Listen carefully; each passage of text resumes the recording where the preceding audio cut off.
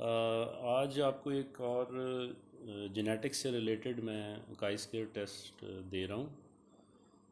तो ये जो काई स्क्वायर टेस्ट है ये लॉ ऑफ इंडिपेंडेंट असॉर्टमेंट में बाज़ दफ़ा यूनिवर्सिटी में आता है क्वेश्चन। तो ये डाटा गिवन है, सीड शेप है जो पी की। इसमें आपको पता है स्मूथ डोमिनेंट होता है और कलर में येलो डोमिनेंट होता है। तो ये क्वेश्चन आपको आया हुआ है कि 328 डबल डोमिनेंट हैं, 99 ये वाले हेट्रोजाइगस, रिंकल्ड ग्रीन 96 और wrinkled yellow double recessive 37 plants हासिल किए गए हैं एक जेनेटिक क्रॉस में। तो इन टोटल प्लांट्स को हम जब करते हैं तो ये आते हैं 560। तो we have to see that do they follow the law of independent assortment, यानी क्या इनकी रेशो 9331 के करीब है या नहीं है। दूसरे लफ्ज़ों में ये जीन्स लिंक्ड हैं कि नॉन लिंक्ड हैं, क्योंकि जो नॉन लिंक्ड जीन्स हैं वही लॉ ऑफ इंडिपेंडेंट असॉर्टमेंट को फॉलो करते हैं। You must be knowing. अब जब भी काई स्क्वायर का डाटा दिया जाता है तो आप ऑब्जर्व वैल्यूज़ आपको गिवन होती हैं, आपने एक्सपेक्टेड वैल्यूज़ निकालनी हैं। तो अगर आपको सेग्रीगेशन या इंडिपेंडेंट असॉर्टमेंट के लिए आए तो आपने उसकी प्रोबेबिलिटी से टोटल को ज़र्व देना है। जैसे स्मूथ येलो की प्रोबेबिलिटी है 9/16। आपको पता है इन सब को ऐड करें तो टोटल आता है 16।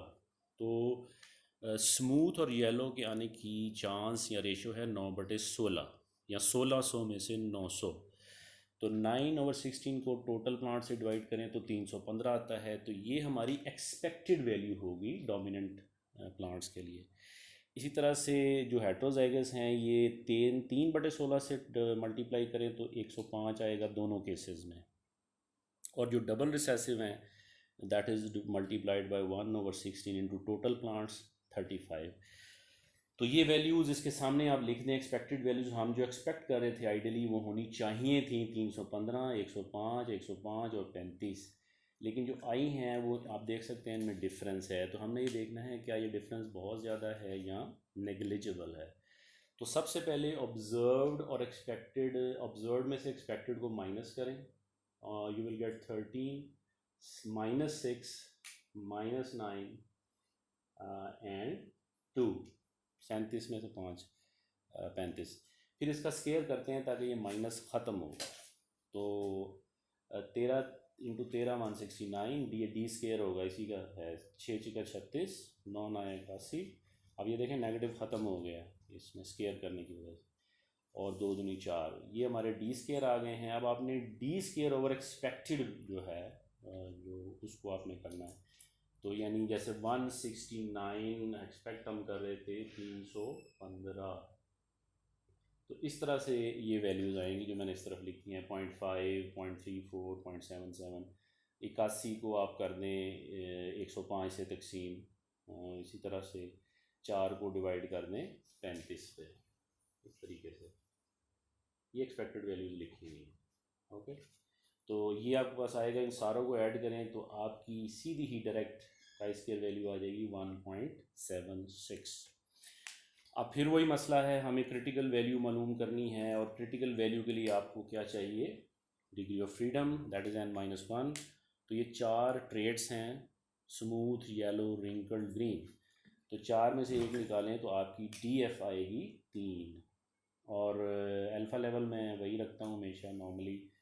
तो ये आपका 5% एरर होता है आपके आंसर में। तो अब टेबल पे जाएं तो आपको क्रिटिकल वैल्यू मिलेगी 2.37। मैंने कल भी आपको टेबल सेंड किया था, आप उसमें चेक कर सकते हैं। अब हमारी जो मसला फिर वही आ जाएगा, what is our null hypothesis. तो अब इसमें हमारी क्रिटिकल वैल्यू है 2.37 और हमारा आंसर इस तरफ आ रहा है। तो we will accept the null hypothesis. अब नल हाइपोथेसिस इस केस में थोड़ा सा मुख्तलिफ होगा, वो आपको मैं शेयर भी करूँगा। नल हाइपोथेसिस ये कहता है कि जो डिफरेंस आ रहा है, मिसाल के तौर पे 328 हमने ऑब्जर्व किए smooth yellow plants out of 560, और होने चाहिए थे 315 अगर हम मेंडल के लॉ की बात करें। तो ये जो 13 का डिफरेंस आ रहा है वो कहता है जी कि ये चांस की वजह से आ रहा है। तो आप इसे इग्नोर कर दें, जो 13 का डिफरेंस है। नल हाइपोथेसिस ये कहता है कि आप इसे इग्नोर कर दें, इसे फरामोश कर दें, ये गलती से आ रहा है, एरर से आ रहा है, कोई धूप पौधे को लग गई है, कोई पानी ज़्यादा लग गया है, तो ये नेग्लिजिबल है।